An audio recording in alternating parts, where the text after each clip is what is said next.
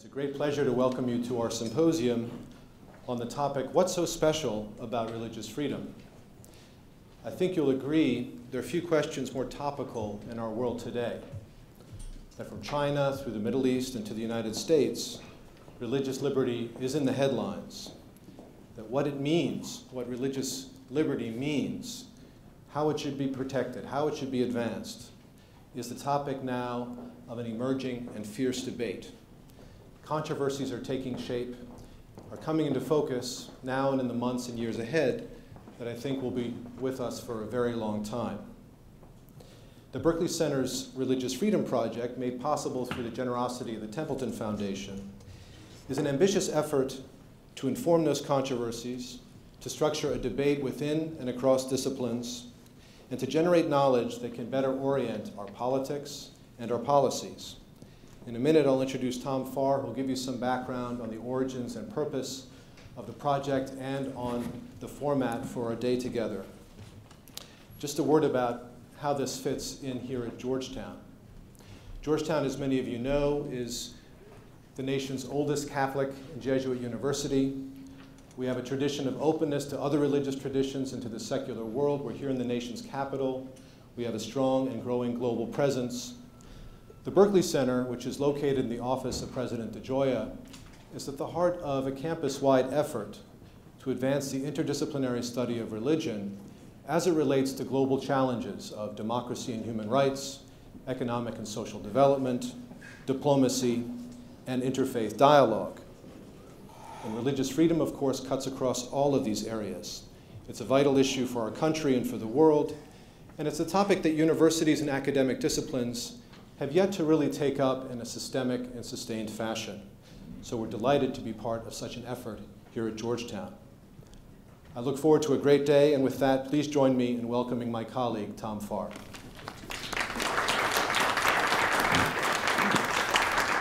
Thank you very much, Tom, and thank you for your leadership and partnership in making this day possible.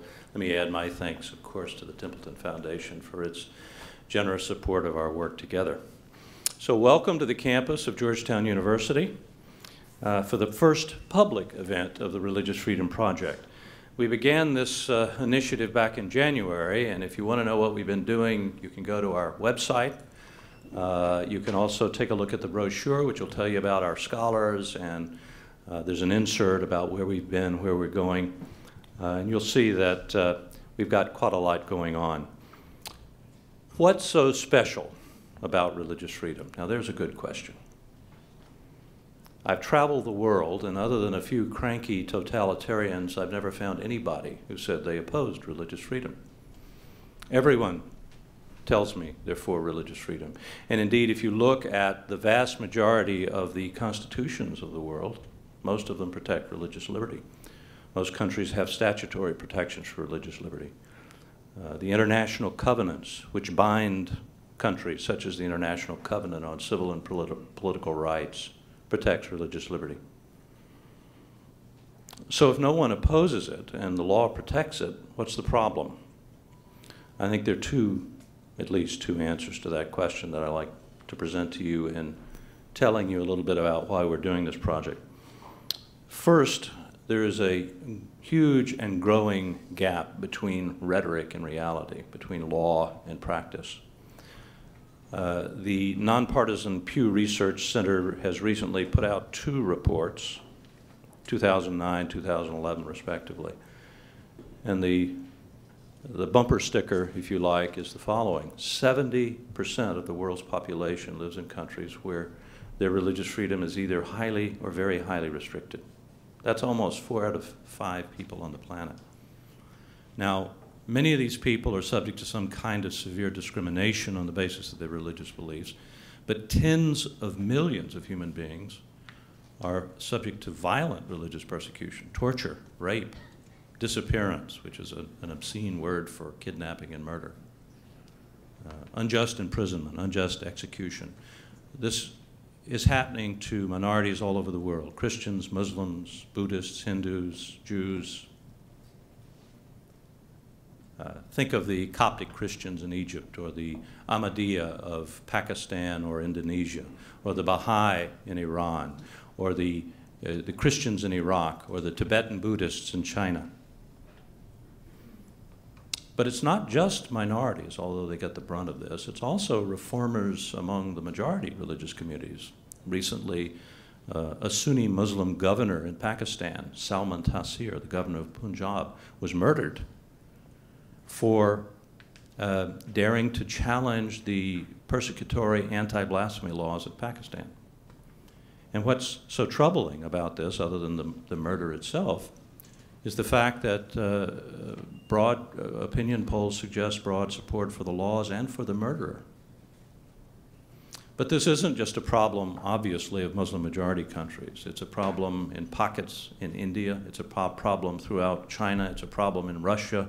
It's a problem in sub-Saharan Africa. And although the quality is very, very different, the problem qualitatively and quantitatively is very, very different, we have many challenges of religious freedom in the West. For example, there are emerging conflicts between traditional understandings of religious freedom and new rights claims, such as the right to an abortion or the right to same-sex marriage. So we don't claim to have all the answers to these questions, but what we do claim is that they are important questions. We don't agree, the second part of the problem, the second answer to this is we don't agree on what religious freedom means. Most of us in this room presumably would, like most others elsewhere, endorse religious freedom. I'm not sure there's anybody here who'd say they're against it. Stand up and let us hear from you later. What does it mean? Freedom to do what? What are the limits? Is it a private right? Is it a public right? Does it mean religion in politics or just religion in the mosque or the temple? Is religious freedom connected to other social, economic, political, intellectual goods? Is religious freedom good for women or bad for women? Is religious freedom connected? Here's a question for the Arab Spring. If you're a highly religious society seeking to have stable democracy, do you have to have religious freedom to do that? Can you counter religion-related violence and terrorism with religious freedom? Or is religious freedom, in effect, a destabilizing element in these issues? As I say, we don't have all the answers, but we know these are important questions. And that is our claim to you today. We also make the claim that not enough attention is being paid to this. And this is, I think, how we convinced the Templeton Foundation to fund this project. We believe that scholars ought to be writing books and articles and doing research on this issue, much more than they're doing. We believe that policymakers and government officials should be, and presidential candidates should be debating the issue of religious freedom, both domestically and in our foreign policy, as an aspect of American security. We believe the secular media on the left and the right, if I can put it that way, CNN and the New York Times, as well as Fox News and Wall Street Journal, ought to be paying attention to this issue in a way that they haven't been, other than just when a spectacular mass murder occurs. So the purpose of the Religious Freedom Project is, in fact, to rekindle, if you will, a long overdue conversation among government officials, among scholars, among opinion shapers about religious freedom. We disagree, but we need to have a conversation. We can no longer, it seems to me, afford to set this issue aside. Now, I'm gratified to tell you that we have assembled a religious freedom scholars team, most of whom are here today. You can read about them on our webpage. I highly recommend you go to our newly constructed webpage and take a look. You can also look in the brochures and the insert that you have, as I say, to see who some of these people are. You'll hear from some of them today. And what they're doing. You can read their writings. You can look at some of the speeches they've made. You can see what it is that we're trying to do with the Religious Freedom Project. Now, it's in this context that today we want to look at the question of what is so special about religious freedom. I'm going to moderate the first panel in just a moment. We're going to follow this first panel with lunch. We'll ask you all to grab something, a sandwich, and then come back to your seats because we're going to have the main bout will occur about 15 minutes after lunch starts. One of the combatants is here. We're going to have a keynote debate between two of the best legal minds in the world, as far as I'm concerned, on the issue of religious freedom, Professor Noah Feldman of Harvard Law and Professor and Judge Michael McConnell of Stanford Law School, who's not yet here, but I know he's around because I had breakfast with him this morning with a group of reporters. So that will be followed then by a panel on the question of the portability of religious freedom. Is it universal, or is it some kind of Western invention, imposition, imperialism? And that will be a fascinating panel as well. So we hope you'll stay with us the entire day. I think it's going to be an exciting day.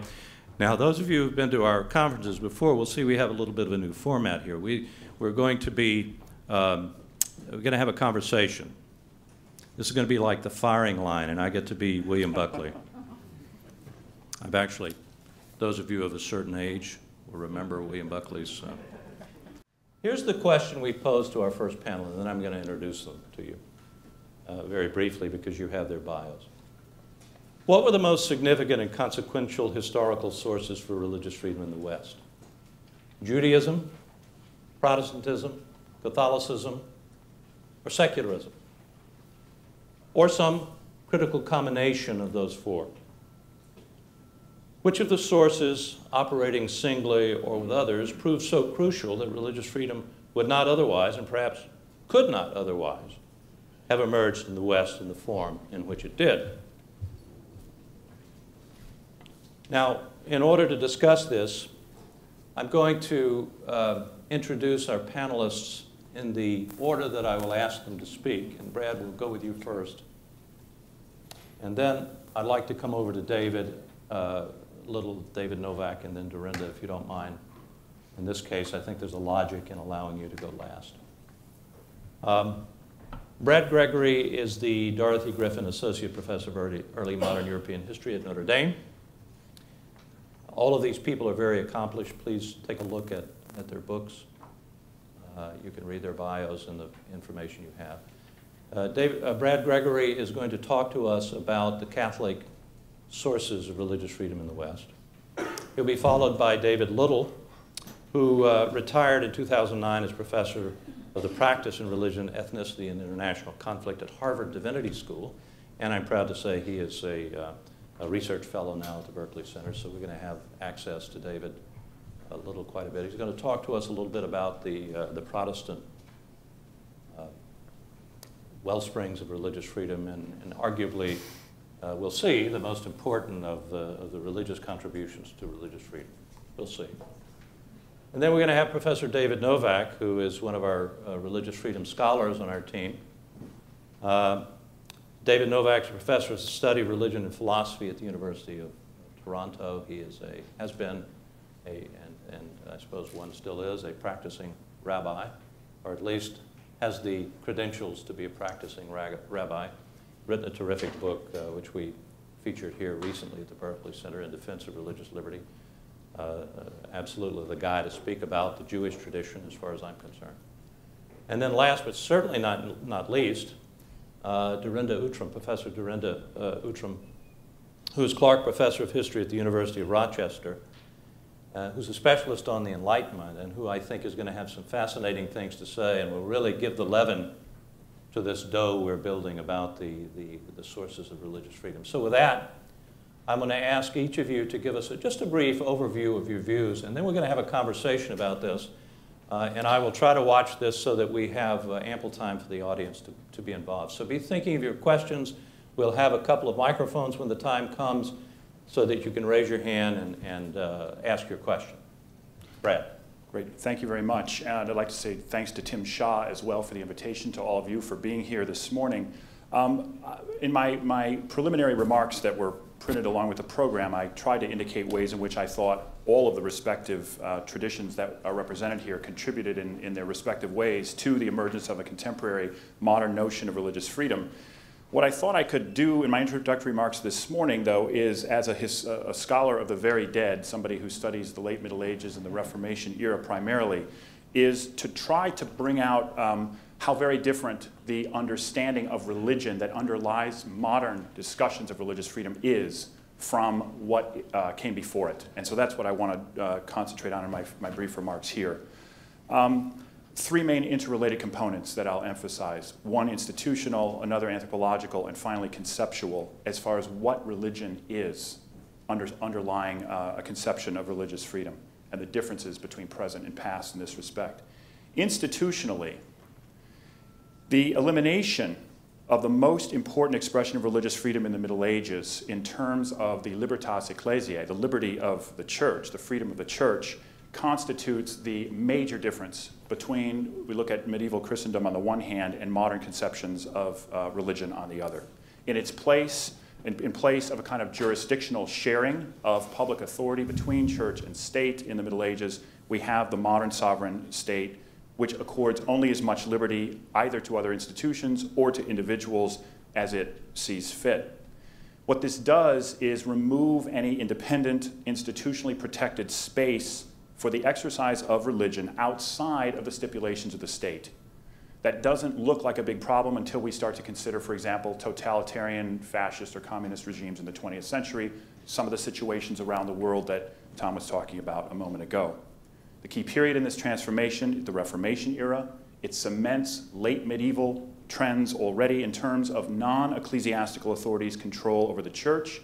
In the 16th century, that becomes the churches. Only those forms of Protestantism that received sustained political protection could survive with any widespread influence, that is to say Lutheranism and Reformed Protestantism, including the Church of England. Catholic leaders also increasingly controlled the church within their respective territories in the early modern period, whether we're talking about the papal impotence in response to the Peace of Westphalia in the mid-17th century, whether we're talking about the successful political pressure brought on the papacy to suppress the Jesuits in 1773. An institutional difference between then and now.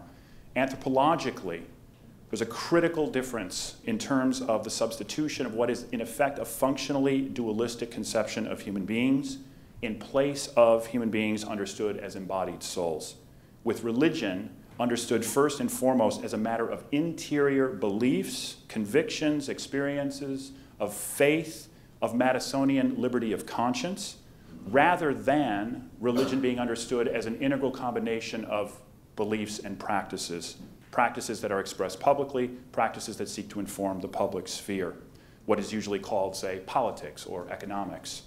This means that in our world, right, individuals can interiorly and privately believe whatever they want to, whether religious or not, but that the state dictates what they, exteriorly and publicly, in terms of their behavior, can and cannot do as an expression of their beliefs. Individuals can act and religion can inform public life only insofar as the behaviors are permitted by the state. Again, the key period of transition, the Reformation era.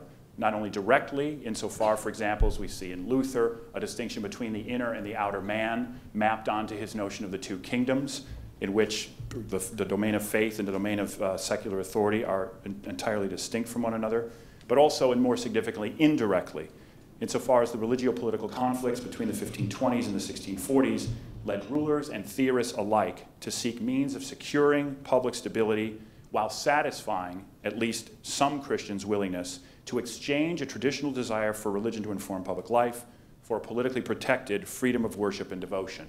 This becomes the circumscribed understanding of what religious practice means. Finally, conceptually, in place of Christianity understood as something that was meant to inform all of life in medieval and Reformation era Europe, religion, essentially as we understand it today, is essentially invented and theorized in the 17th and 18th centuries as something that is separate and separable from the rest of life. And this parallels that functional dualism that I was talking about a moment ago. Religion is one thing, politics is another. Religion is here, economic exchanges are there. The exercise of autonomous philosophical reason in modern philosophy, distinct from religious traditions that rely on scriptural and other sorts of authority. This means that the political protection of individual religious freedom is also in principle and has turned out to be, in fact, a critical avenue for the secularization of the public sphere in the Western world, in the sense that's described by Charles Taylor and others. Even though then, for example, hundreds of millions of people in the United States count themselves as religious believers, Their heterogeneous commitments simply mirror secular political divisions. Their religiosity has no or almost no discernible impact on the dominance of post-Fordist capitalism and consumerism, except perhaps in terms of the religious goods and services they choose to buy. Again, the Reformation era, the critical watershed for two main reasons, one internal to Reformation, one a product of its unintended conflicts. First, because from the very outset of the Reformation in the early 1520s, those who reject the Roman Church disagree among themselves at the level of individuals about what Scripture means, what Christianity is, and how it's to be applied. That means it's individuals who have to be protected in their respective religious views. This is a point that's first seized upon by certain radical Protestants starting in the 16th century, Balthasar Hubmaier, Sebastian Castellio, Dirk Kornhert, continuing into the 17th with people like John Milton and one would even add John Locke. Secondly, the religio-political conflicts, again, between Catholics and Protestants means that any kind of supra-confessional solution to concrete social and political instability is met by inventing religion and restricting its scope, liberating it, therefore, from the rest of life. So, in short and in sum, the conception of religion that is presupposed and embedded in contemporary discussions of religious freedom doesn't mean what religion meant in the past. It's a contingent historical product of the disagreements and conflicts of the Reformation era, and it is defined and controlled by the state. Thank you, Brad. David Little. I start by defining what I think has emerged, that is the idea of religious freedom and what it might amount to. A good candidate for a definition occurs in Article 18 of the International Covenant on Civil and Political Rights. Everyone shall have the right to freedom of thought, conscience, and religion or belief of one's choice. No one shall be subject to coercion, which would impair that right. That right may be subject only to such limitations as are prescribed by law and are necessary to protect public safety, order, health, and morals, and the basic freedoms and rights of others. 3 comments.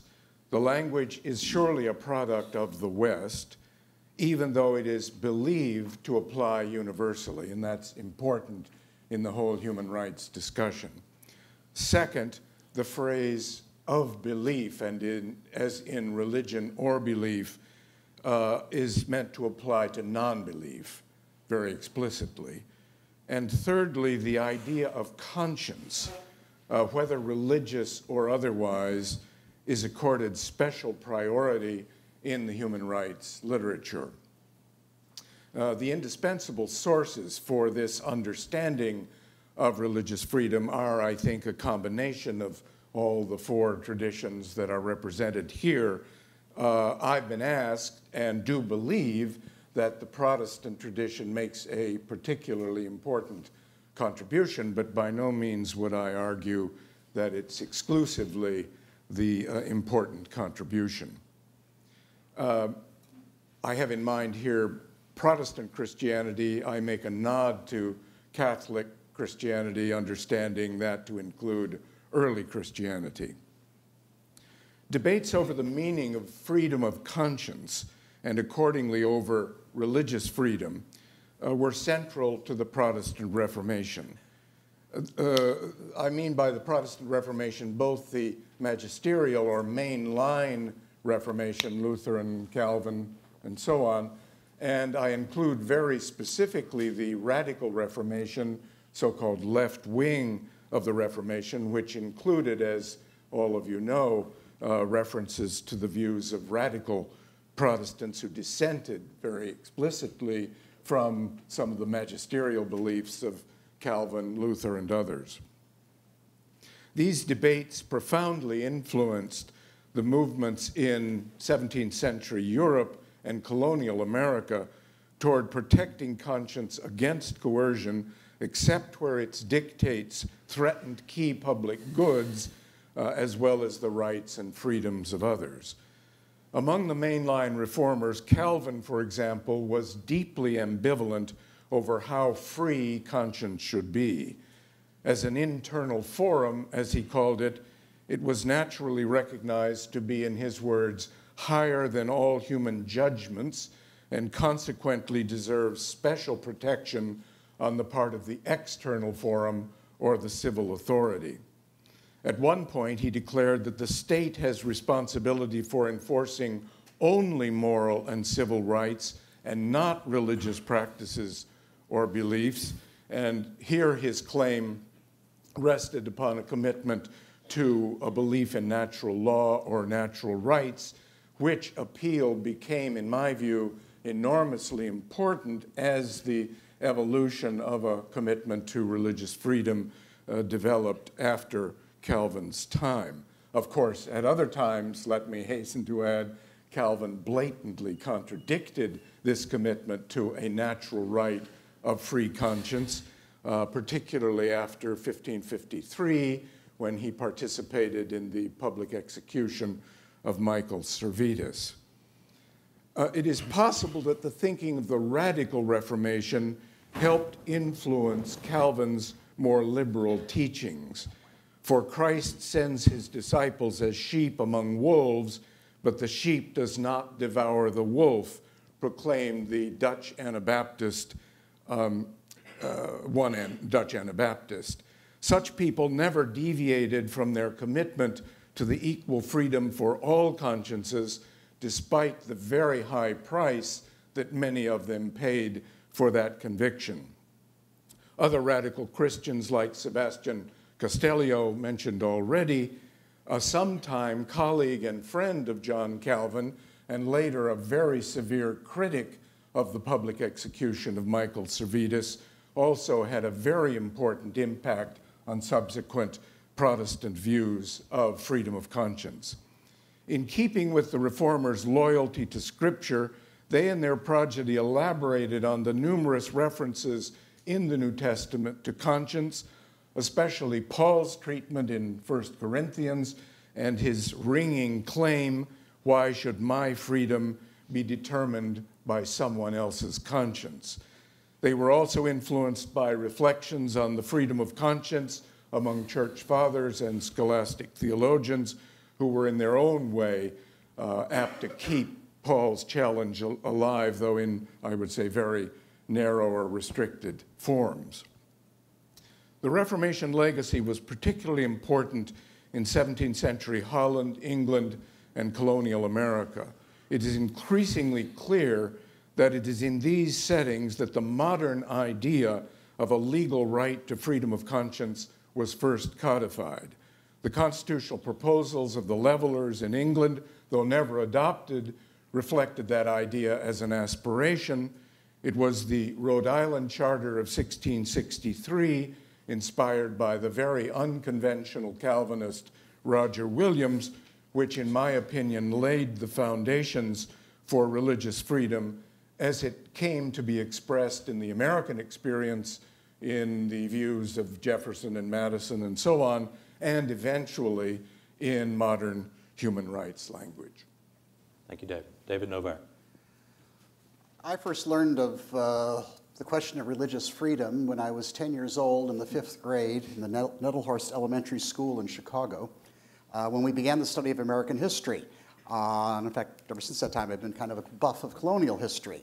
And we began at this time of the year, before Thanksgiving, the study of the Pilgrim Fathers who came to New England to escape the persecution for their religious beliefs and where they could practice their religion freely and openly. That made quite an impression upon me, and I remember writing an essay for our teacher, Mrs. Keenan, indicating that obviously that was the same reason that my great-great-grandfather, Colonimus Coleman, came to Chicago shortly after the Civil War from Lissa, which then was part of the Kingdom of Prussia, to escape religious persecution and where he could practice his Judaism in an open and free way. When I learned more about the history of the period, let alone the history of my family, I discovered that's not the reason he came at all. He came to the United States, he and his wife and one of their children, to number one, for economic opportunity. Things were better here. He already had family here. And number two is because there were civil disabilities for Jews in the Kingdom of Prussia. Jews did not achieve full citizenship in Prussia until 1871. By that time, he was in the United States. So therefore, it was a question of, and this is a classical modern Jewish situation, of a Jew basically because of the practice, and I say practice, not just belief, but very much practice of Judaism, which made this person, if at anything, a second-class citizen, and therefore this is something that one did not want to be. Now, at the end of the 18th century, the test case for religious liberty, as we know it now, were the Jews. The Jews were an excluded minority. The Jews were not citizens of the state. They had special, in Christian Europe, had special contractual relationships with Christian monarchs, often living at the whim of these monarchs, the most famous case being Spain in 1492 with the expulsion of the Jews and the Muslims. And therefore, Jews were most anxious to be citizens of the new emerging nation states, which even though they still had an official church endorsement, nonetheless seemed to be far more secular than the regimes of the preceding Middle Ages that had created the ghetto. So that therefore, the argument of Jews was that basically the practice of religion is a private right. It is a right that individuals have. The state should not interfere, and there should be no penalties whatsoever for whatever religion, and by implication non-religion, although that was only an implication in those early times, that this would be the case. Now that in many ways is the good news. The Jews were the test case. And in fact, the Jewish philosopher, the leading Jewish philosopher of the 18th century, the one who won first prize in a contest in Prussia where Kant only won second prize, Moses Mendelssohn. Moses Mendelssohn argued quite vociferously for the civil emancipation of the Jews, and he argued for it especially at one point that was argued, those who were opposed, is how can the Jews possibly be citizens of the state when they don't recognize the equality of other people, they don't recognize the equality of people practicing other religions, and they practice communal discipline, which of course is the cherem. The cherem is a form of ostracism where the community basically ostracizes those members of the community who are not living according to what's our accepted practices. The most famous example of this is the philosopher Baruch Spinoza. Mendelssohn argued, therefore, to the Jews that they must give up this communal right, what I would call a public right, the right of ostracism, of cherem, basically as their price of admission to the new secular states. And if you read most of the histories of modern Jewish history and modern Judaism, this is what is emphasized. What is not emphasized is that there was a rearguard reaction to this, led primarily by more conservative members of the rabbinate, who realized that the price of admission, where religion becomes a private right, was the loss of their communal autonomy and their communal power. And therefore, the famous statement of the member of the French National Assembly, the abbé, I forget this, he was the abbé of what, but he was the abbé of something. Grégoire. Yeah, thank you. Anyway, his statement, the famous statement, to the Jews as a community, nothing, to the Jews as individuals, everything. So therefore, religion becomes a private right, a private matter. Now, the opposition to this, of course, was from the conservative rabbinate, but overwhelmingly, certainly the Jews in Western Europe bought this notion that religion is a private right.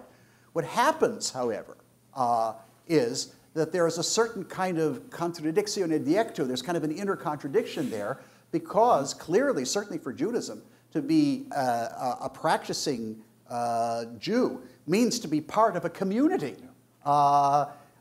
Even this morning, when I said my morning prayers outside of a congregation, you're supposed to pray with the congregation, but I couldn't, I was in the airport.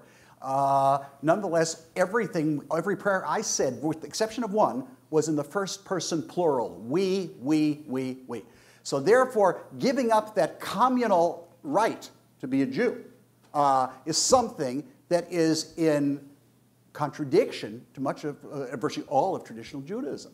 Now, what happened in the United States, therefore, the greatest advocates of religion as a private right, which became really much more liberty from religion or freedom from religion rather than freedom for religion, was, for example, the late Leo Pfeffer was general counsel for the American Jewish Congress, who argued some of the most famous cases before the United States Supreme Court, and basically arguing for this kind of private right notion, the strict wall of separation. What we're seeing now, however, is a small number of Jewish scholars and thinkers, especially in the United States, who are, I would say, much more secure in their traditional Jewish identity and practice, who are convinced that this ultra-individualism is something which has gone way too far, and that the whole notion of religious liberty in a democratic society has to be rethought in a way that is actually better for the society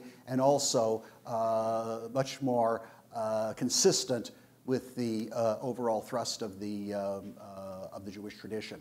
So that becomes very much the case, and historically the test case was the emancipation of the Jews. Terrific. Professor Utram. Thank you. I'm going to be picking up a lot of the themes you raised in your little talk just now. When I was writing this, I couldn't help thinking, where should I focus my thinking? And the obvious place seemed to be the First Amendment. So what I'm going to be saying now is also about the late 18th century and how we got to the stage of having a First Amendment in the Constitution. Tom Paine wrote in his 1794 Age of Reason that, in quotes, "My mind is my own church." A lot of people must have been fascinated by this idea, even if not agreeing with it, because the Age of Reason went into 17 editions between 1794 and 1796. And I'm going to argue today that religious freedom in America, at least, was the child not of any church, but of the state and of the Enlightenment. An Enlightenment which privileged the human mind, the autonomous human mind that could be its own church. As Jefferson wrote to his nephew in 1787, "Your own reason is the only oracle given to you by heaven." Not many years later, in 1791, the First Amendment to the Constitution ratified religious freedom in America. It reads, "Congress shall make no law respecting the establishment of religion, or prohibiting the free exercise thereof, or abridging the freedom of speech, or of the press, or of the right of the people peaceably to assemble, and to petition the government for redress of grievances." This amendment has generally been taken as the mark of the United States' possession of religious freedom. But the way there was not easy.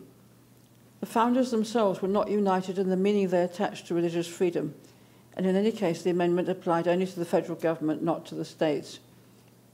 Religious conservatives like the Episcopalian Patrick Henry battled with deists who, like Paine, scorned institutional Christianity and denied most of its key doctrines, such as the fall, the resurrection, and the divinity of Christ. Henry worried in a 1796 letter to his daughter that, I quote, "the rising greatness of the country will be greatly tarnished by the general prevalence of deism." The separation of church and state worried many who thought it would harm religion, give rise to a widespread lack of virtue, and call down the judgment of God on the new republic. Benjamin Franklin, on the other hand, in his autobiography, admitted he found the divinity of Christ hard to accept and was an opponent of religious tests and state support for official denominations. John Adams, after writing that the Christian religion will last as long as the world, yet also exclaimed defensively, "Ask me not whether I'm a Catholic or Protestant, Calvinist or Arminian." It was as though all the religious controversy of the previous 150 years, from the first Protestant settlers at Plymouth Rock through the Great Awakening of the 1730s and 1740s, with its attacks on the established religious authorities in the colonies, had produced a distaste among many of the founders for theology and institutionalized religion. Yet the new country they were creating, while full of readers of Tom Paine, was also still full of competing religious groups: Episcopalians, Baptists, Congregationalists, Moravians, Lutherans, Jews, Catholics, Mennonites, Methodists, and Quakers, to name only a few. And hardly anyone during the revolutionary and founding era doubted that religion, and especially virtue, was important to the life of the new American Republic. The founders thus struggled to find a balance between ensuring religious freedom and honouring the important place of religion in American society. It was an impossible struggle, and the balance fell increasingly towards religious freedom. Even before 1791, Jefferson and Madison, with the support of the Baptist Church, fearful of persecution by established churches, had successfully introduced a bill for establishing religious freedom in Virginia, a measure which foreshadowed the First Amendment. By the bookend date of 1833, under challenge from influential minority churches such as the Baptists, no state in the Union any longer maintained a religious establishment. Massachusetts was the last to crumble. Stated constitutions which maintained religious tests for office increasingly wrote in escape clauses for minorities such as Quakers, who would otherwise have been excluded. Washington endorsed the freedom of religious minorities and wrote well-known letters to Baptists, Catholics, and Jews confirming their religious liberty would be honoured. The government of the United States would, he urged in well-known words, give to bigotry no sanction, to persecution no assistance. By 1802, Jefferson, in the famous letter to the Baptists of Danbury, Connecticut, had called the First Amendment a wall of separation between church and state. In fact, religious freedom became the hallmark of what was new about the United States. As James Madison wrote in 1785, torrents of blood have been spilled in the Old World in consequence of vain attempts by the secular arm to extinguish religious discord by prescribing all differences in religious opinion. Time has at length revealed the true remedy. Every relaxation of narrow and religious and rigorous policy, wherever it has been tried, has been found to assuage the disease. The American theatre has exhibited proofs that equal and complete liberty, if it does not wholly eradicate it, sufficiently destroys its malign influence on the health and prosperity of the state. If, with the salutary effects of this system under our own eyes, we begin to contract the bounds of religious freedom, we know no name which was too severely to reproach our folly. Or, as Alexander Hamilton wrote in the same year, the sacred rights of mankind are not to be rummaged for among old parchments or musty records. They are written, as with a sunbeam, on the whole volume of human nature, by the hand of the divinity itself, and can never be erased or obscured by mortal power. What happened was that religious minorities, which had been sometimes accorded privileges in Enlightened Europe, in other words, rights given as matters of grace and favour by the state, were accorded religious liberty as a matter of right in the United States. Jefferson described religious freedom as a natural right of mankind in his preamble to the 1786 Virginia Bill for establishing religious freedom, implying that religious freedom went beyond such specific rights as not having to be subordinate to or pay dues to an established church. Religious freedom, though not precisely life, liberty, or the pursuit of happiness, was nonetheless an inherent human right. So far, so good. It's clear from this account that however much Baptists might aid Jefferson's Virginia Bill, it was not from the churches that the First Amendment sprang or was maintained. Indeed, the First Amendment was contrary to the previous interests of the established churches, the Episcopalians and the Congregationalists. It sprang from the state and from the Enlightenment idea of the autonomous individual possessed inherently of rights and partaking in the process of historical progress. I'll leave you with a question. In the America of the founders, there is still little or no tolerance for atheism. All who had opinions on religious freedom, deist or Christian alike, assumed that individuals would have a religion. For those without religion, there was no toleration. Did this make revolutionary America a state with religious freedom? Very good. Well, thank you very much. If I could just, Professor Outram, get a little bit of a summary of what you were just saying. I believe you're saying that the modern conception of religious freedom does not emerge until the right not to believe, the right not to be religious. And you attribute this to the Enlightenment understanding of human autonomy. Right. Okay. I mean, this is where you ended up with this very interesting approach. All right. Well, there are a number of themes that seem to be common among them. Among all four of you, and that is that the modern understanding of religious freedom, which has emerged from all of these sources, tends to have an individual and a private aspect to it. Those two may or may not be connected, but I'd like to just explore this a little bit, and beginning with you, Brad, it seems to me You seem to be saying that, at least in the Middle Ages, the Catholic Church provided the basis for a more corporate understanding of religious freedom, for an institutional aspect to religious freedom. You didn't talk so much about it in your brief remarks, but the laying the basis for the limitation on government by Libertas Ecclesiae, which you did mention, or the Galasian doctrine, and so forth. But if, in fact, the Protestant Reformation sort of swept away, and here I'm paraphrasing a bit, the associational or collectivist aspects of religious freedom, how do you account for the fact that the Catholic Church today, which in Dignitatis Humanae certainly emphasized the corporate nature of religious freedom as well as the individual, and also the public aspect of religious freedom, seems to have had so little impact on if I've understood you correctly, the modern view that you see has emerged?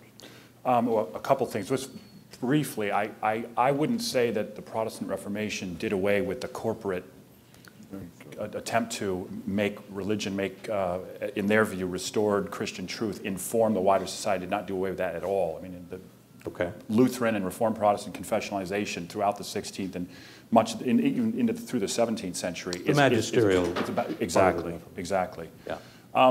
With respect to your main question, your main point, I mean, it seems to me that, maybe a bit of a cultural pessimist in this regard, that the impact of not only Dignitatis Humanae, but the other documents of Vatican II, papal encyclicals, and so forth,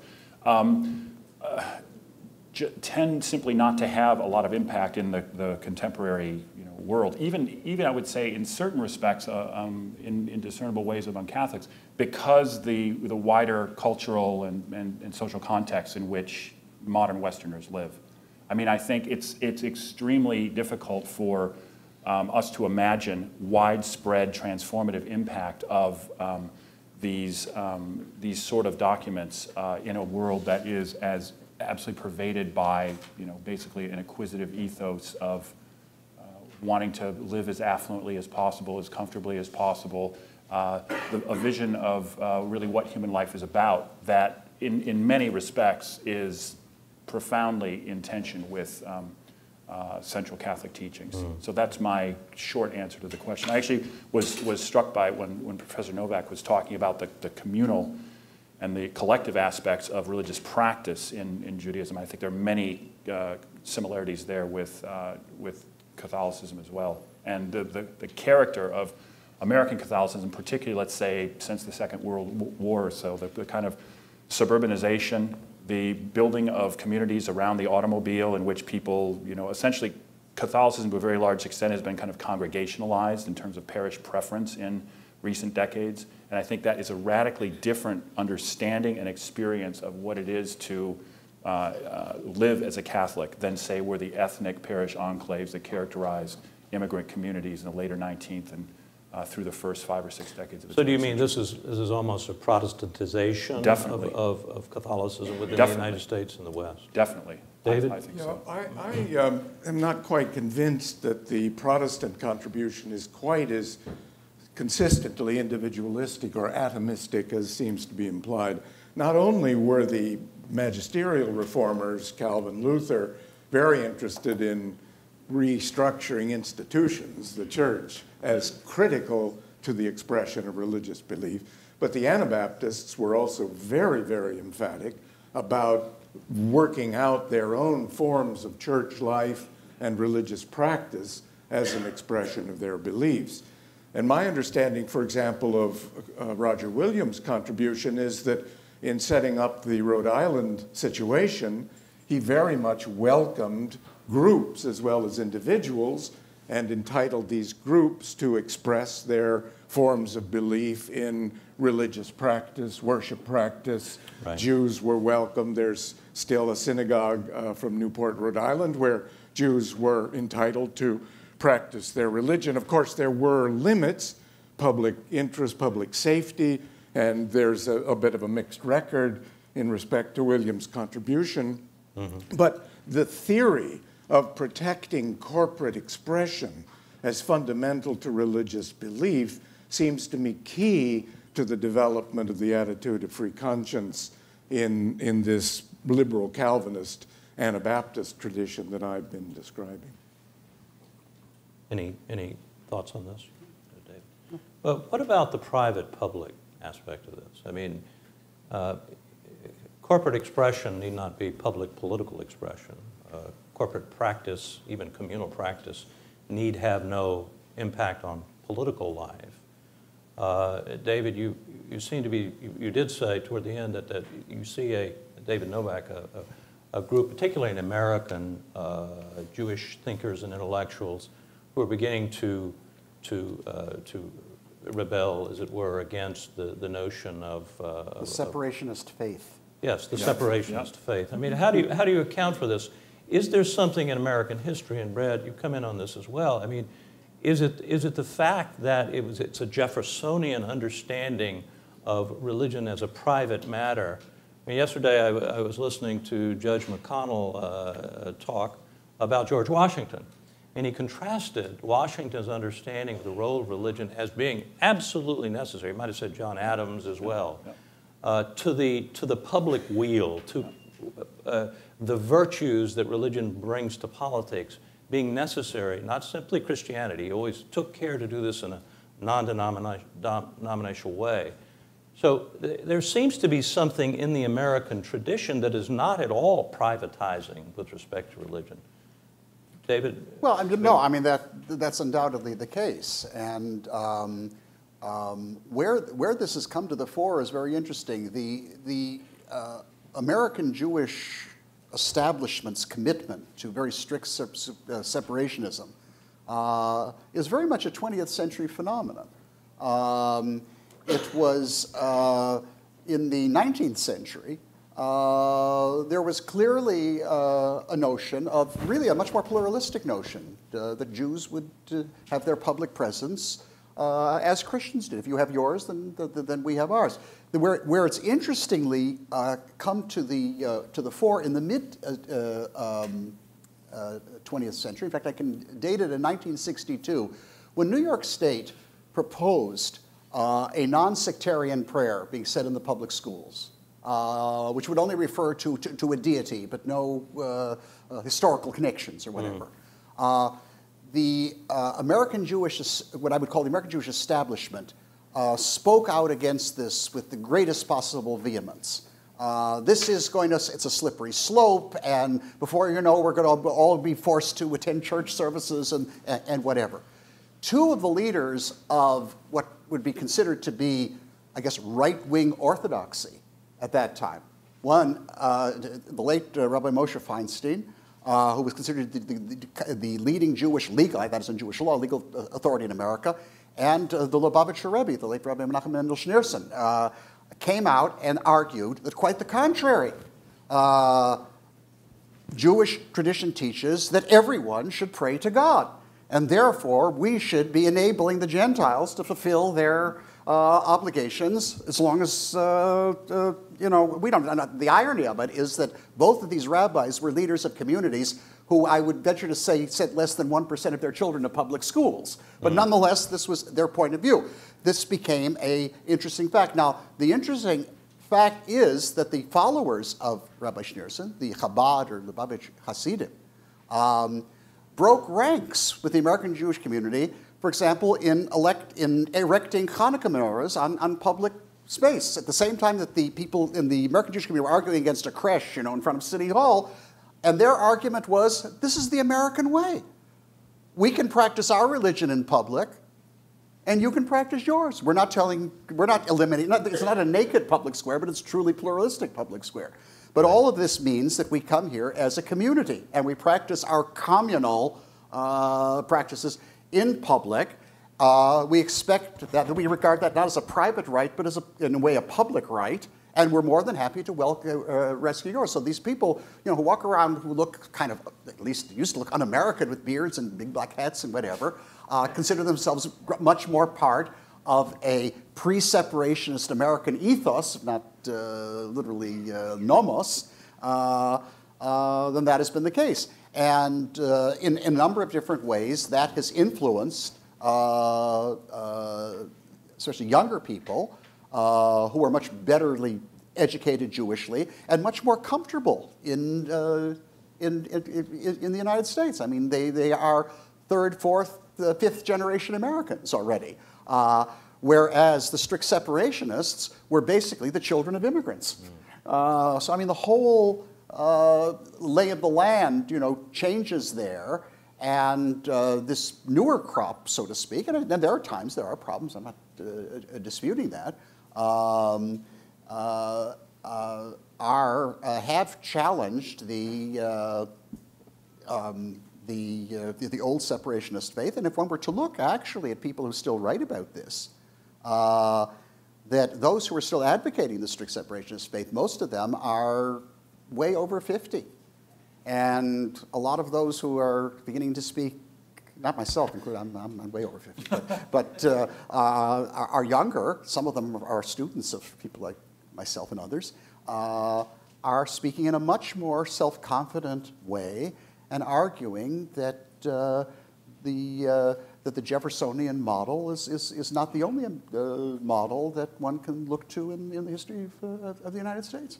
It's interesting. I think you could probably say something similar about most of the religious groups, particularly the minority religious groups that are coming to the United States.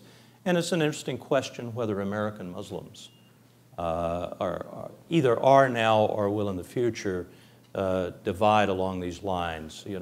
Have a strict separationist group and another group that wants to bring Islam into the public square in an analogous way. We're not going to talk so much. You're welcome to opine on that. Well, to opine on that, and I live in Canada now. A previous conservative government in the province where I live in Ontario was defeated in a previous election.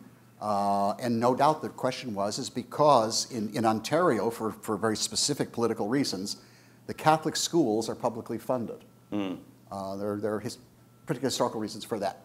So people were arguing one way or the other.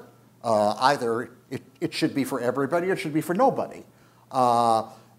When that came out that there was going to be funding for Muslim schools, and at the same time, people in the Muslim community were arguing for Sharia law in terms of, let's say, domestic relations. And to a certain extent, Jews and Muslims would have been natural allies. But of course, the political situation in the world vis-a-vis Israel and the Palestinian question made that a political impossibility. But on ideological grounds, that may well have been the case. And it's really unfortunate because Muslims could learn a great deal from the Jewish experience, and I have to say now North America, of precisely not pressing the envelope in ridiculous ways, but also for claiming what Charles Taylor calls group rights. Right, right. I mean, I've actually written on the proposition that American Catholics and American Muslims ought to make common cause on a number of overlapping areas, but they don't. And often it's because of, and we see some of this in the Republican presidential candidates' remarks about Islam, and a failure to have a discourse about this because here it seems the American system of religious liberty is not yet doing its job of having discourse over some of these very important issues of religion and communal practice within the American system. Now, Dorinda, I'm going to turn and ask one final question, then I want us to, if we can get the microphones ready, to turn to the audience. We've talked a lot about freedom of conscience. I'm not sure you used the phrase, but I want to put this question to you and ask all of our panelists if they want to jump in on it. Clearly, it seems to me, I guess David Little talked most about the notion of freedom of conscience, but clearly today when we talk about conscience, we mean something broader than just religious conscience.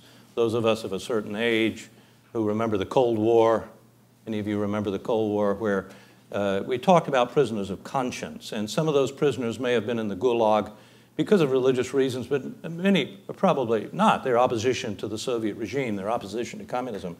They were prisoners of conscience. So clearly, here's an example of a broad understanding of conscience. But when you go back to Luther, let alone to Paul, or even to Roger Williams, I'm posing this as a question. Is there a content of conscience there that goes beyond religion? When Luther says, I cannot in conscience do what I'm being asked to do at the Diet of Worms. He's making a religious claim. He's not speaking of this broader thing. So my question to you is, Dorinda, how did this, I mean, is this an enlightenment? Was this broadening because of the autonomy that you see in the Enlightenment? And then just to add one, and I'll be quiet.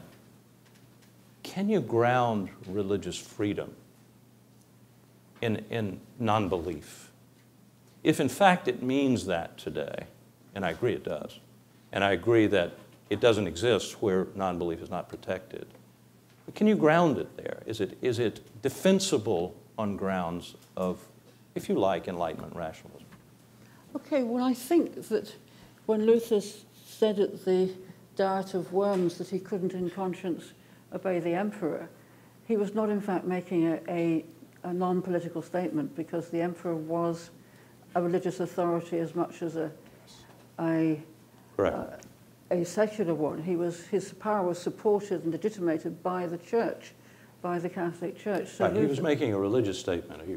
Yes, agreeing? indeed, Yes. but it was one with political consequences, Right. which followed immediately onto that. Many religious statements have that impact. Right, this is why he had immediately to flee and gain protection from another political ruler. Right. So I think in the pre-modern situation, you cannot ever separate conscience from politics, because of the way in which most rulers up to the 18th century were supported in their claims for rulership by religious institutions, both by the Catholic Church, by the Protestant churches as well. It was impossible to separate conscience and political conscience. So I'm not sure how one could say when this stops. I think it starts to stop in the middle of the 18th century when rulers start to really abrogate this function and say that they will grant religious toleration to minorities which are not of their own faith. This starts to happen in Prussia in the 1740s, in Austria in the 1760s. It starts to happen in England when you get protected minorities such as Moravians settling in England. So it's a product of the mid to late 18th century that this starts to happen. Then, of course, it starts to happen here, very much with Thomas Jefferson's Bill for Religious Freedom in Virginia in 1786, as well as grounding religious freedom on the right not to believe. It's very difficult to ground anything on a negative. But I think that... Do you have to have a theistic premise? A theistic premise still means that you believe in something that created the world, that is in some way interested in the world. Right. If you don't believe that, then that's a belief in itself, but it's not a religious belief. Correct, but I mean, can you have a sustainable system of religious freedom that doesn't presuppose, that it isn't grounded in the notion of a theist premise in the sense of a creator of the rights as well as... Well, you can call them scientists.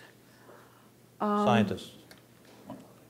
I'm just not sure about that. I think you could argue it both ways, that you have to have both X and not X in the system in order to support it.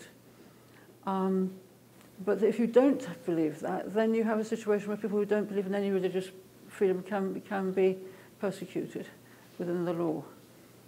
Which seems to be an absurd outcome. Let's go to Brad and then David. Not necessarily, because if the premises and the laws were to protect anyone and everyone regardless of the content of their beliefs, but the presuppositions were acknowledging the very long-standing tradition of human beings created in the image and likeness of God from Judaism, Christianity, and so forth, that then gets transmuted into the notion of natural rights and of nature's God, as Jefferson called it, and so forth, then there would still be protection for people who themselves don't have, right, a theoretical underpinnings, but its bases would be drawn from the theistic tradition. The Dignitatis has an immunity from coercion in matters of religion, which would extend to non-believers as well as believers. David Little. Well, if you go back to Roger Williams again, actually he mentions atheists and unreligious people as covered by 1663 charter. So already in the 17th century, this idea is occurring to people that non-belief should be protected. And secondly, William's move is precisely to say, as he says in his own words, the foundations of government, authority, and so on are not religious, Christian, etc., but natural, humane, and civil. So he's very self-conscious and explicit about advocating a view, a premise, a foundation for civil treatment, citizenship, and so on, which is non-religious. I think that's already very clear. Right. In fact, Would he have made that argument if he didn't believe in God?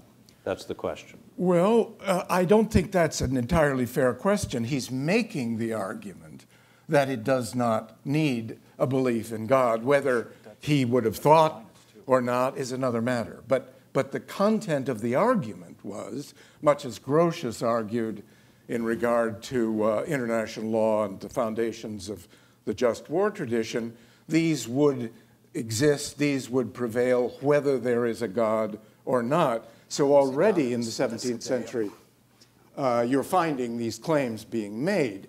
That seems to me enormously important. Well, that's a medieval claim, though, too. Aquinas says the same thing. Well, then, right. Yes, but both Grotius and Aquinas did not so much, were not arguing for atheism. One could very much argue that they were not arguing that you could even have natural law without a belief in God. What they were arguing is that one did not need a specific revelation. Yeah.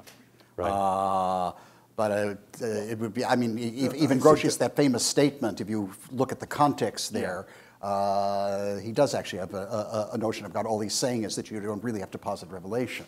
And I think you can whether or not God exists, he says. Yeah. Yes, that you could say whether there is not a God, but in this question of who's God, and then shortly thereafter, he invokes a God that the Stoics would recognize. But as I said, the point there is that it certainly doesn't require a specific confession.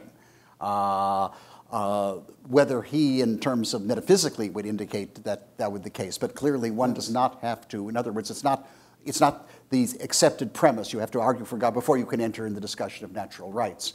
But I think that even Grotius would argue that if you press the matter, that a divine component and foundation, if not immediately, but ultimately, will give a better grounding for natural rights. But to enter the conversation, both theoretically and practically, you do not have to affirm God. That's the key point, it seems to me. Yeah. Well, this is an example of a dimension of an inner Catholic discussion about the nature of natural rights as well, the so-called new natural right theory and the extent to which you need a grounding in metaphysics. Terrific, as you know, David, a controversy between Russell Hittinger and a group of people and others on the other side, including Robert George and Joseph Boyle and others. But let us not get into Germaine Grisey, my teacher. Germaine Grisey. I think what's interesting too, that many toleration acts in the 18th and 17th centuries also did exclude atheists because That's of the problem, like the English Toleration Act of 1689. Because they couldn't take oaths. Because they couldn't take oaths. That's right. That's precise. But interestingly, Roger Williams did not believe in oath-taking. He felt that atheists should not be required to give oaths because it involved them in hypocritical activities. Indeed. Okay. Let's now turn. I see we have a question over here and several here. Oh, wow. Whoever gets to, here we go. Cole, if you would identify yourself and ask your question. Yeah, Cole Durham from Brigham Young University. I was interested, and this may go to Professor Gregory, but also to others. I was struck by your description of the situation where we've shifted to absolute state authority. And it seems interesting to me that at the sort of the critical times, like the time of the American Revolution, there was so much talk about limited government.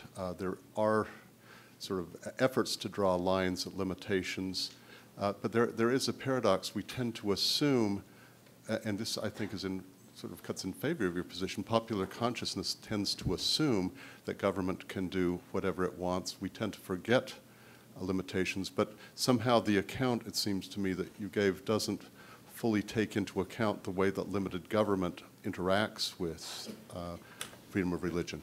Yeah, my point was not that in substantive terms and in fact, right, it's a kind of completely dominating, sort of oppressive, controlling reality. It is that the kinds of freedoms that are granted, the sorts of laws that are enacted on the sufferance and at the agency of a sovereign state, whatever the particularities of that might be. So, for example, in the 19th century, when, for example, members of the LDS religion say, absolutely, it's a part of our tradition and our faith that we practice plural marriage, we practice polygamy. The United States at a certain point steps in and says, well, that's beyond the bounds of what is permissible. We will enact laws that prohibit this practice, even though it is a part of this particular tradition. And I think other examples to that can readily be found. So the point is not that it is oppressively controlling of all aspects of religious expression. It is whatever the laws are the laws of the sovereign state, and that there are no countervailing institutions the way that there were in the Middle Ages in a jurisdictional sense. Okay, we've got lots of people, so let's, if we could have quick questions and quick answers too over here, and then we'll come back over here. Christy Green, usually associated with the Center for the Study of Law and Religion at Emory. And I have a question about religious choice and how it relates to religious freedom. I've been grappling in some of my work with the question of whether what some see as the profusion of choice of religion and modernity. Pew Forum had a report on faith and flux in America. Jim Micklethwaite and Adrian Woolridge, who wrote the book God is Back, the editors of The Economist, said that the American choice in religion is sort of being exported around the world. And of course, in the Muslim world, that can lead to charges of apostasy. And then finally, of course, Charles Taylor, who's always also been referenced, seems to refer lamentingly to the possibility to choose religion like one chooses a lifestyle as a sort of feature of modernity. And I just wonder, does the possibility of choosing religion strengthen religious freedom, or does it detract from some of the more organic, collective kinds of religious community based on ethnicity, nationality, et cetera? That's a great question. Can we answer that in 15 seconds? Let's go to David Little and then David Novak. I've always distinguished the idea of religious choice into two levels.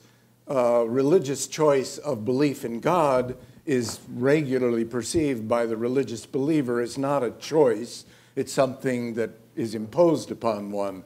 There is consent involved, because in order to accept that belief, one must ideally consent to it. But it is not regarded as something one, as in a smorgasbord, picks this or that or the other. There is an imposition in a religious belief, at least on the part of many religious believers. The second level, though, is the relevant one. Choice with respect to governmental and other forms of human authority. That's where choice is crucial. And that's, I think, the reference in Article 18 to a religious freedom and freedom of choice, that as regards the authoritative instructions of earthly leaders, one has freedom of choice. One may pick as one will, but that does not exactly capture the kind of thing that religious people mean when they say this is not my choice but God's, or something along those lines. Right. David Novak. Well, it's interesting that just to pick up on that very last sentence, not your choice but God's. I mean, the whole notion of choice in the Judeo-Christian tradition, in fact, one of the things that distinguishes Judaism and Christianity from Islam, as I understand it, is the notion of election. Your choice is your choice to either respond positively or negatively to God's election of your community. And therefore, it is subsequent. And this notion of the choice primarily lies with the individual, or even with human beings, is the great inversion. I mentioned it before. It was important not only for my tradition, but for the West, of Spinoza. Before it was clearly that God had elected Israel, and Christianity even picked up that God elected Israel, and Israel had been elected in particular in the person of Jesus of Nazareth. It was now that Israel elected God.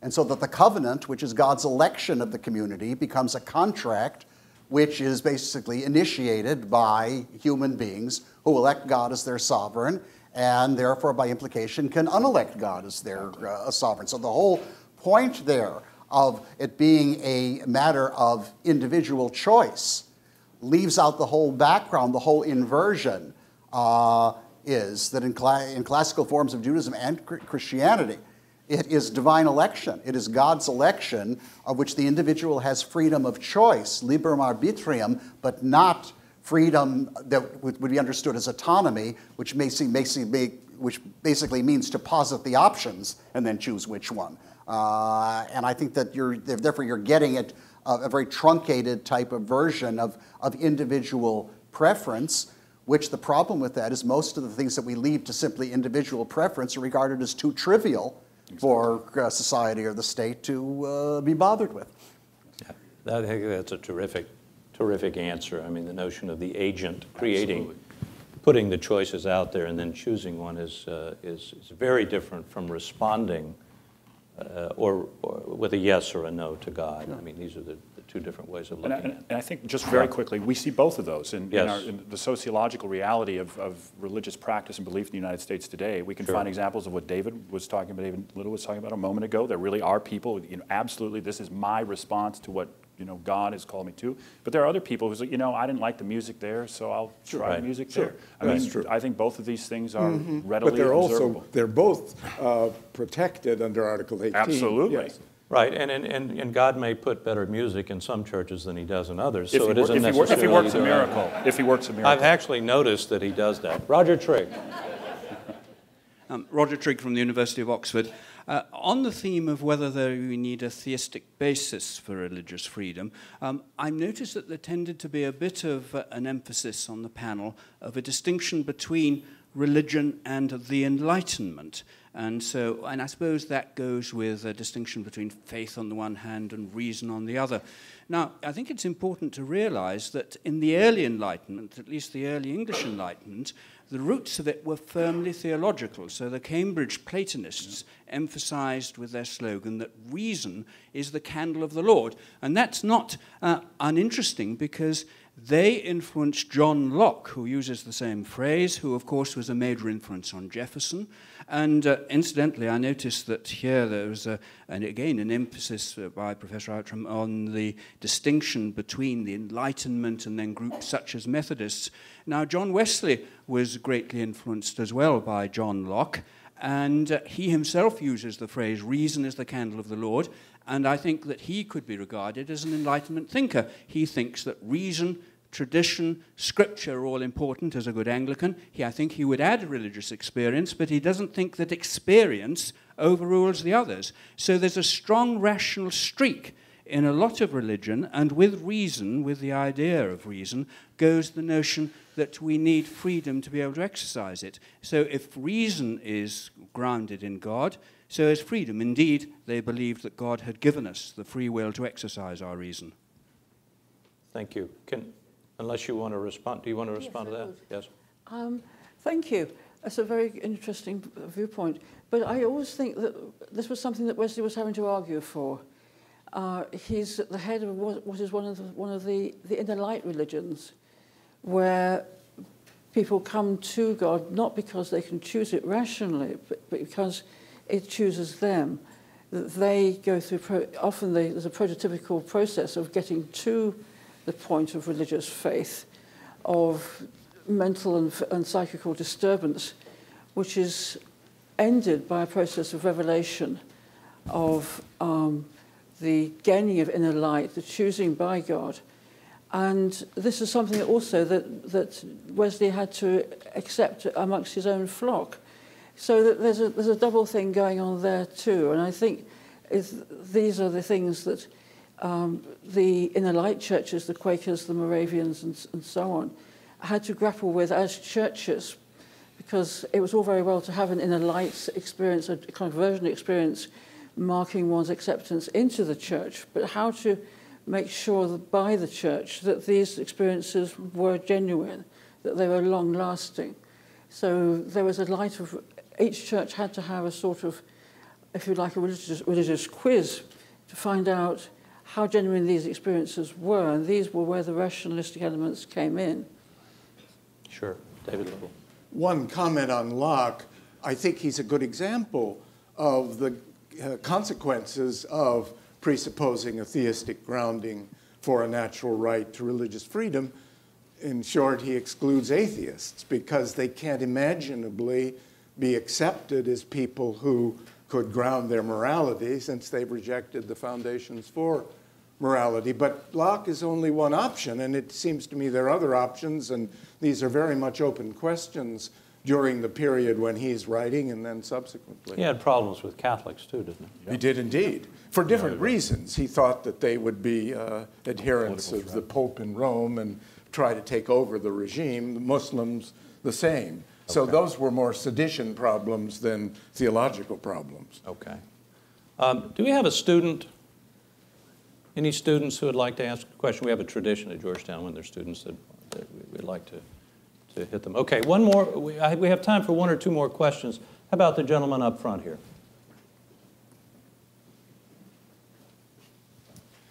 Thank you. I'm Gregory Treat from Jubilee Campaign USA. When you were talking, Mr. Novick, about the growing trend in secular or in a more conservative Judaism today against separatist trends, and I've seen that in other religious groups as well. Is there a difference or a way in which secularism is now being perceived as a threat to pluralism itself? And how would you distinguish between secularism, which supports religious freedom, which supports pluralism, and a secularism which is a threat to religious freedom and to pluralism? Sure, there's some anti-religious aspects of modern American secularism, modern European secularism, threats to religious liberty. Dorinda, would you agree with that, or would you say that this is just part of the pluralistic project? Yes, I would. The latter? The latter. Yeah, okay, and therefore not a threat to religious freedom? If you believe that religious freedom has to be guaranteed by the state, it's only a matter of threat if that becomes part of the state apparatus, and it hasn't done so far. Brad? Well, I think a lot of religious believers in France would beg to differ. That you cannot wear a hijab or a prominent cross publicly. I mean, by American standards, that's a blatant infringement on free exercise. Right. But their tradition of laïcité is very much more state interventionist than, for example, free exercise is understood in the United States. Religious freedom in France and in the United States are very, very different things, aren't they? I mean, when I hear the Western concept of religious freedom, I like to say there is no such thing. There are several concepts. David, did you want to? No, I mean, precisely along those lines. Several years ago, I gave a lecture before a largely Jewish audience in Paris. And I was clearly sensing tremendous opposition to what I was saying, and I attributed it initially to my awful French pronunciation. It probably had something to do with that. Yes, too, yes. right? Well, my Francophone wife was sitting in the front row, and she was looking pained as well. But the fact was that I was uttering heresy because I was presenting this notion of a kind of a strong pluralistic presence. And at the end, the chairman, who happens to be a personal friend of mine, still is a personal friend of mine, in the most condescending way possible, attributed this to my rather narrow North American perspective. Right. Well, it's a tribute to you, David, that he's still a close friend of yours. Yeah, he still is. All right. I think that's a good, let's end this with the French, so to speak. And if you would join me in thanking our panelists for a terrific